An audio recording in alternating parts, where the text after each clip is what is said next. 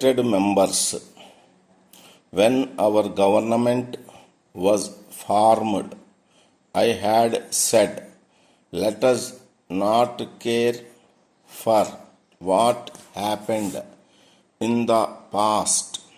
Let us again be together. We may have different plans, but cannot have identical plans. At the same time, no difficulties should be created in the way of building up of the nation. Democracy can operate only when the government and the opposition party respect each other and try to work in peace. This does not mean that the opposition has no right to differ. That right is present in a democracy, but no effort should be made to stop the working of the government. During our fight for independence, we marched forward together in an orderly way. We had then no thoughts of our own selves nor of our demands. There were few employment opportunities. Stock of goods was less. People were driven away, and we were not treated well in our own country. But Gandhiji turned all the people from the different groups into a force which surprised the whole world.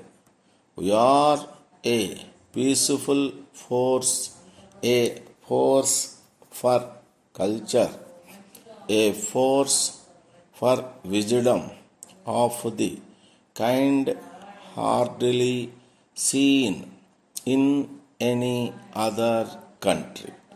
Our aim is to make our country great. All we seek is peace to save our independence. We wish to establish true democracy in our country. Democracy not for the few, but for the poorest of the poor, so that they can have 2 full meals a day and can be usefully employed and guard their self-respect. Only because we can now provide these things can we say that the word which our leaders had given has been met. If we stand together, there is no task which we cannot accomplish, and no problem that we cannot solve, and no danger which we cannot face. Dear sirs, we are in receipt of your letter of the 3rd and are sorry to know of the trouble caused to you by the failure of the ship Lucy to reach on Monday. We can assure you that the stoves were ready for delivery on Monday, but owing to a heavy storm, the ship was delayed for a day, leaving early Tuesday.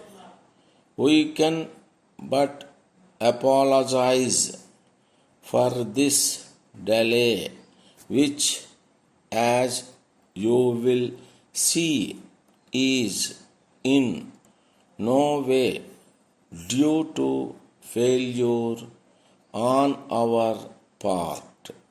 By this post, you should also receive a copy of our illustrated catalog, which gives all details and the prices of the several types of stoves we manufacture.